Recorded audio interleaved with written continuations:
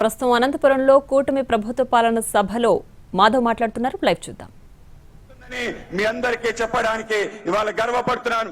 కేవలం అదే కాదు, ఇవాళ మన రాజధాని అమరావతి నిర్మాణం కోసం కేంద్రం 15,000 కోట్ల రూపాయలు గ్రాంట్ రూపంలో 11,000 రూపాయలు మనకి ఏదైతే హట్కో నుంచి రుణ రూపంలో అనేక రకాల ఇతర అవసరాల కోసం నిధులు మన ప్రాంతానికి ఇవ్వటం ద్వారా అమరావతి నిర్మాణానికి కేంద్ర రాష్ట్ర ప్రభుత్వాలు చేస్తున్న కృషి, గౌరవ ముఖ్యమంత్రి చంద్రబాబు నాయుడు గారి నేతృత్వంలో ఒక భవ్యమైన రాజధాని, ప్రజా రాజధాని నిర్మించబోతున్నాం. అది ఇంకో 6 అని మనం గమనించాలి. కేవలం ఇదే కాదు, మన ప్రాంతంలో ఉపాధి ఉద్యోగ అవకాశాలు కల్పించే విధంగా మన ప్రాంతానికి కల్పతరువుగా ఉన్న ఏదైతే విశాఖ స్టీల్ ప్లాంట్ ఉందో, స్టీల్ ప్లాంట్ ని రక్షించడం కోసం 11,440 కోట్ల రూపాయలు ఇవ్వటం, దీంతో పాటు ఈక్విటీ మిగతా అవసరాలకన్నిటికీ డబ్బులు ఇవ్వటం ద్వారా ఇవాళ స్టీల్ ప్లాంట్ నిలబెట్టడం కూడా కూటమి ఘనత. ఇదొక 6 అని మనం గమనించాలి.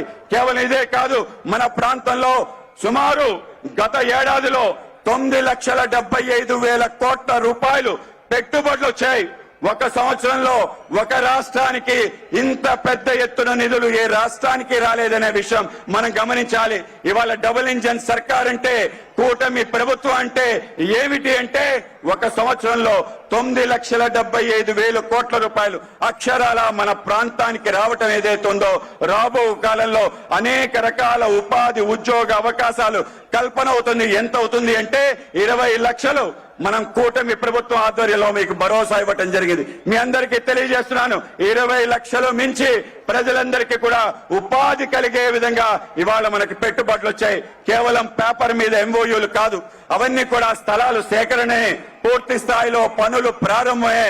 ఇవాళ మన గ్రీన్ హైడ్రోజన్ ప్రాజెక్ట్, విశాఖపట్నం సంబంధించి ఎన్టీపీసీ సంబంధించిన ఏదైతే ప్రాజెక్ట్, దాని తర్వాత ఆర్సెల్ మిట్టల్ అని చెప్పి ఇంటిగ్రేటెడ్ స్టీల్ ప్లాంట్ సంబంధించిన నిర్మాణం గాని, బీపీసీఎల్ సంబంధించిన పెట్రో కెమికల్ కాంప్లెక్స్ గాని, ఈ విధంగా అనేక రకాల పెట్టుబడులు వస్తున్నాయి. మననే నరేంద్ర మోడీ గారి నేతృత్వంలో మనకి ఏదైతే semi conductor unit south Korea company మన ప్రాంతానికి రావటం అంటే గొప్ప అడుగు, ముందడుగా మనం భావించాలి. ఈ అడుగు కేవలం తొలి అడుగు మాత్రమే. రాబో కాలంలో గౌరవ ముఖ్యమంత్రి చంద్రబాబు నాయుడు గారి ఆధ్వర్యంలో మన ప్రాంతం సెమీ కండక్టర్ హబ్ గా మారబోతుంది. అనేక మందికి ఉపాధి ఉద్యోగ అవకాశాలు సెమీ కండక్టర్ ఇండస్ట్రీ మన ప్రాంతానికి రావటం ద్వారా జరుగుతుందనే విషయం మనం గమనించాలి.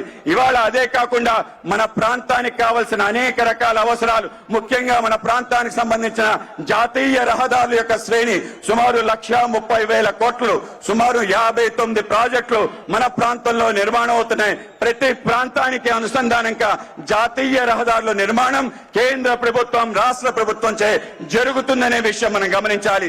8 వర్కింగ్ పోర్ట్లు, ఇవాళ పోర్ట్ల నిర్మాణం ద్వారా మన దగ్గర ఉండే కెపాసిటీ సుమారు 3 రెట్లు పెరగబోతుంది. మన దగ్గర ఉండే ఎయిర్పోర్ట్ కనెక్టివిటీ దేశంలో ఏ రాష్ట్రం లేని విధంగా 6 వర్కింగ్ ఎయిర్పోర్ట్లున్న ఘనత ఆంధ్రప్రదేశ్ కి దక్కుతుంది. దీంతో పాటు మన ప్రాంతానికి సంబంధించిన పర్యాటక ఇతర అనేక రకాల అవసరాలు తీర్చే దిశగా అడుగులు పడుతున్నాయనే విషయం మనం తప్పనిసరిగా గమనించాలి.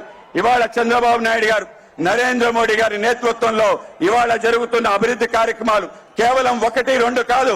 ఇవాళ బిడ్డ కడుపులో పుట్టిన వెంటనే ఏదైతే ప్రారంభమైన అంగన్వాడీ కేంద్రం నేపథ్యంలో మాతా శిశు సంక్షేమ కార్యక్రమాలు సంబంధించిన ఏవైతే అనేక రకాల కార్యక్రమాలు చేస్తున్నామో, అప్పటి నుంచి అప్రతిహతంగా అనేక రకాల కార్యక్రమాలు చేసుకుంటూ ప్రతి వ్యక్తి జీవితంలో వెలుగులు నింపే విధంగా, మన ఆశలైన అన్ని ఆశలు తీర్చే విధంగా ఇవాళ ఒక గొప్ప ప్రయత్నం జరుగుతుందనే విషయం చివరికి మనిషి చనిపోయిన తర్వాత శ్మశానానికి వెళ్లే మహాప్రస్థానం వరకు ఇవాళ నిర్ణయించారు.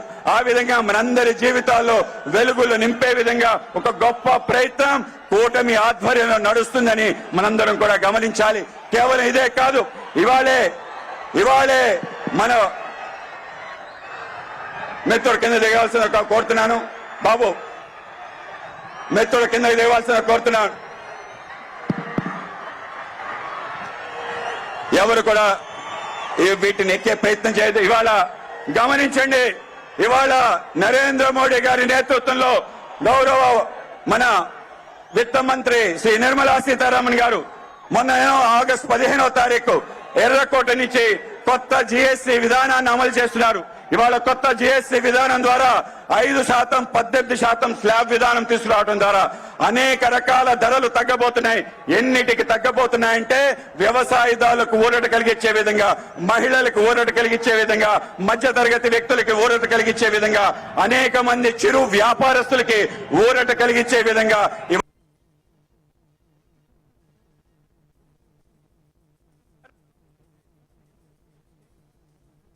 మన యొక్క ధరలు తగ్గబోతున్నాయి. సుమారు ఆత్మ నిర్భర్ భారత్ అవ్వాలని, స్వయం సమృద్ధి భారత్ గా నిర్మాణం అవ్వాలి. మనందరం కూడా మరొకసారి స్వదేశీ ఉద్యగా మారబోతుంది. ఈ రాష్ట్రం, ఈ దేశం ప్రగతి పదాన వెళ్ళడానికి కారణభూతం అవుతుంది. కేవలం జిఎస్టీ కాదు, ఇవాళ మనందరం కూడా గౌరవ ప్రధానమంత్రి నరేంద్ర మోడీ గారు మనందరికీ పిలిపించారు. ఈ దేశం ఆత్మ నిర్భర్ భారత్ అవ్వాలని, స్వయం సమృద్ధి భారత్ గా నిర్మాణం అవ్వాలి. మనందరం కూడా మరొకసారి స్వదేశీ ఉద్యమాన్ని ప్రారంభించాలని, బి ఇండియన్ బై ఇండియన్ ఏదైతే నినాదం అప్పుడు స్వతంత్రం కోసం మన యొక్క స్వతంత్ర సమర యోధులు నినాదం ఇచ్చారో, మరొకసారి మన ప్రియతమ ప్రధాని నరేంద్ర మోడీ గారు మనందరం కూడా మన దేశంలో తయారయ్యే వస్తువులు, మన ఊర్లో తయారయ్యే వస్తువులు, మన చేనేత కార్మికులు తయారు చేసిన వస్త్రాల్ని, ఏదైతే చేతి వృత్తులు కళాకారులు తయారు చేసే అనేక రకాల విషయాల్ని మనం కొనడం ద్వారా మన దేశం స్వయం సమృద్ధిగా మారుతుంది. కనుక మనందరం కూడా తప్పనిసరిగా ఒక ప్రతిజ్ఞ బూనాలి. ఈ రాష్ట్రం, ఈ దేశం స్వయం సమృద్ధి సాధించాలని ఆ యొక్క లక్ష్యం దిశగా మన చంద్రబాబు నాయుడు గారు, అలాగే మన గౌరవ ప్రధానమంత్రి గారు, మన డిప్యూటీ ముఖ్యమంత్రి పవన్ కళ్యాణ్ గారు ఆ విధంగా వెళ్లే విధంగా, ఇవాళ ఆశలు చిగురించే విధంగా, మన జీవితాల్లో కళ్యాణాన్ని తీసుకొచ్చే విధంగా ప్రయత్నం జరుగుతుందని మనం గమనించాలి. ఇవాళ సూపర్ 6, సూపర్ హిట్ అనే కార్యక్రమం కేవలం ఒక సంక్షేమ కార్యక్రమే కాదు. ఈ కార్యక్రమం ప్రతి ఇంటికి వెలుగునిచ్చే గొప్ప కార్యక్రమం, ప్రతి మనసుకి ఆశలు రేకెత్తించే గొప్ప కార్యక్రమం. ఇది ప్రతి పల్లెకు అభివృద్ధి బాటలో నడిపించే గొప్ప కార్యక్రమం. కనుక ఈ యొక్క సంక్షేమ కార్యక్రమాల యొక్క ఫలితాలతో పాటు అనేక రకాల విషయాలు కేంద్రం, రాష్ట్రం కలిసి ముందుకెళ్తున్న డబుల్ ఇంజన్ సర్కార్ ఏమిటో, దాని సత్తా ఏమిటో ప్రజలందరికీ చూపించడం జరిగింది. చివరిగా గుర్తుంచుకోవాలి, ఈ యొక్క కూటమి ప్రభుత్వం 3 విషయాల పట్ల రాజీ లేని యొక్క పోరాటం చేస్తుంది. గత ప్రభుత్వం ఏదైతే అరాచక వ్యవస్థ నిర్మాణం చేసిందో దాని నుంచి దూరం చేసే విధంగా, ప్రతి మహిళ జీవితంలో ఆశలు నింపే విధంగా, ప్రతి మాతృమూర్తిని గౌరవించే విధంగా ఈ యొక్క కూటమి ప్రభుత్వం పనిచేస్తుందని గమనించాలి. కేవలం మాతృమూర్తే కాదు, మన మాతృదేశానికి సంబంధించిన ఎటువంటి ఆటంకం కలిగిన ఏ తీవ్రవాద కార్యకలాపాలు మన ప్రాంతంలో జరిగిన ఉక్కు పాదంతో అణిచివేసి ఈ దేశ సంరక్షణ కోసం ఈ యొక్క కూటమి పనిచేస్తుందని మనం గమనించాలి.